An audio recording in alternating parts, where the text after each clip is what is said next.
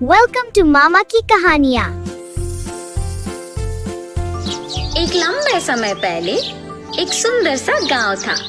उस गांव में रंगैया और विमला नामक पति पत्नी रहते थे। रंगैया को उसके पिता का दिया हुआ एक खेत था। वो उसी में खेती करके फसल उगाता था। वो एक सुनहरा गर्मी का मौसम था। उसका फसल खेत में ही था, इसीलिए उसने फैसला किया कि फसल को जब तक खेत से नहीं निकालेगा तब तक वो खेत में ही सो जाएगा। विमला, विमला। हाँ जी, क्या हुआ? आज से जब तक फसल मेरे हाथ में नहीं आएगा ना, तब तक मैं खेत में ही सो जाऊंगा। ठीक है जी, ख्याल रखिए। ऐसे रंगैया उसके खेत में सोने जाता है। गर्मी की मौसम होने पर खेत में ठंडी हवा चल रही थी और वो आराम से सोता है। आधी रात को अचानक पायल की आवाज सुनाई देने पर वो जाग उठता है। चारों ओर देखता है और कोई ना दिखने पर वापस सो जाता है। थोड़ी देर में वापस उसे पायल की आवाज सुनाई देने पर डर के मारे जाग उठता है। हाँ, यहाँ तो कोई नहीं है, तो फिर ये पायल की आवाज कहाँ से आ रही है? ऐसे जब चारों ओर देखता रहता है तो पायल की आवाज फिर सुनाई देती है। तब उसे एक परछाई पीछे दिखती है तो उस तरफ मुड़ता है। दिखने में भयानक एक भूत उसके सामने आके खड़ी हो जाती है। उसे देख, बाप रे, भूत भूत! ऐसे डर के मारे चिल्लाते हुए बिना पीछे मुड़े घर की ओर भागने लगता है। वो भूत सिर्फ आधे रास्ते तक उसका पीछा करती है। जल्दी से भाग के घर पहुंच जाता है। विमला, विमला, जल्दी दरवाजा खोलो, भूत मेरा पीछा कर रही है। ऐसे जोर से दरवाजा खड़खड़ाता है। अपने पति की आवाज सुनकर विमला जल्दी से दरवाजा खोलती है। तुरंत रंगैया अंदर आके दरवाजा बंद करके कांपने लगता है। क्या हुआ जी, क्यों डर रहे हो? तब वो जो भी हुआ उसे बताता है। भूत क्या सच में होता है जी? आप नींद में खुद की परछाई देख डर गए होंगे। कुछ मत सोचिए और सो जाइए। ये कह के चली जाती है। उसकी पत्नी उसके बातों का यकीन ना करने पर वो कुछ नहीं कह पाता है और चुप रह जाता है। क्या मेरी पत्नी सही थी? मैं क्या अपने ही परछाई से डर गया? लेकिन मैंने तो उस भूत को मेरे सामने खड़े होते देखा है। ऐसे सोए बिना पूरी रात सोचते ही रहता है। खेत में फसल के बारे में छोड़कर डर के मारे बेचारा घर पे ही रहता है। सुनिए, रात होने वाली है जी, आप क्या खेत नहीं जाएंगे? अगर मैं अपनी पत्नी से कहूँगा कि मुझे खेत जाने से डर लग रहा है तो न जाने वो मेरे बारे में क्या सोचेगी।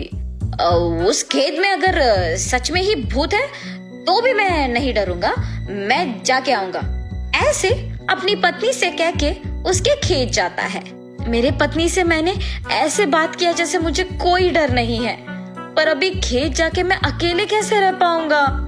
ऐसे डरते हुए खेत जाता है। घबराते हुए खेत के चारों ओर देखता है। अब तो खेत में कोई नहीं दिख रहा, पर शायद कल की तरह सोते समय में पायल की आवाज सुनाई देगा। ऐसे सोचता ही है कि उसके सामने वही भूत आके खड़े हो जाती है।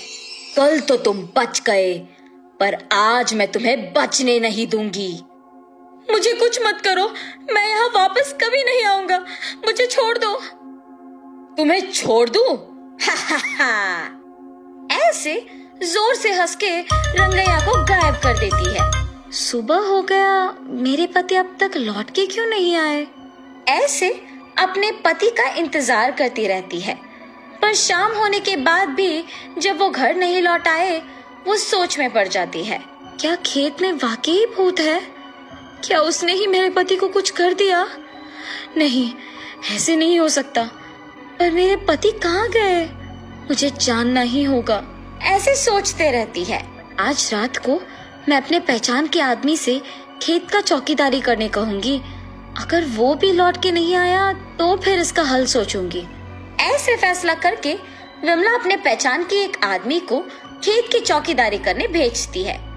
पर जब वो आदमी भी सुबह लौट के नहीं आता है, तब घबरा के सोचने लगती है, क्या मेरे पति की बातों के मुताबिक वहाँ एक भूत है?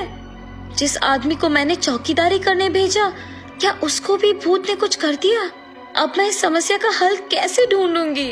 ऐसे सोचकर खेत को जा रही थी जब रास्ते में उसे एक तितली कांटों के बीच फंसे हुए नजर आती है। उसे उन कांटों से आजाद करते ही वो तितली एक देवता के रूप में बदल जाती है और उसके सामने प्रकट होती है। ये सब देख विमला आश्चर्यचकित हो जाती है। एक साधु की श्राप के वजह से मैं एक तितली बन गई। मुसीबत के समय में तुमने मेरी मदद की है और इसी कारण मैं देवता का रूप वापस पाई हूँ। इसके बदले में तुम कुछ भी मांग सकती हो। ये देवता तो मेरी मुसीबत का पक्का हल निकालेगी। मेरे पति को उस भूत से आजाद करने के लिए मेरे पास सिर्फ ये एक मौका है।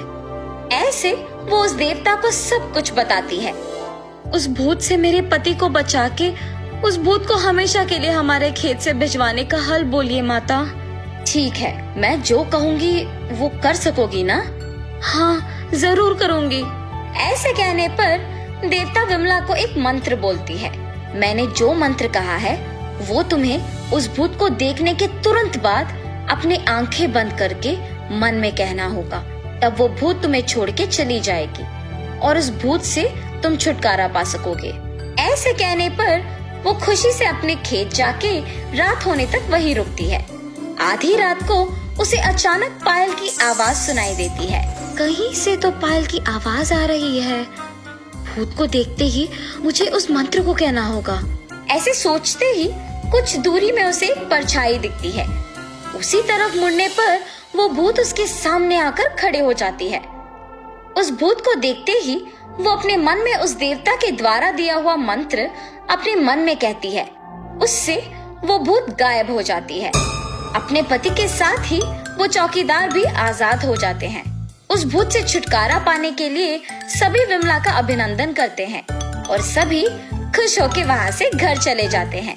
उस खेत से भूत का चले जाने पर रंगैया आराम से खेती करके फसल उगाते हुए खुशी से जीता है।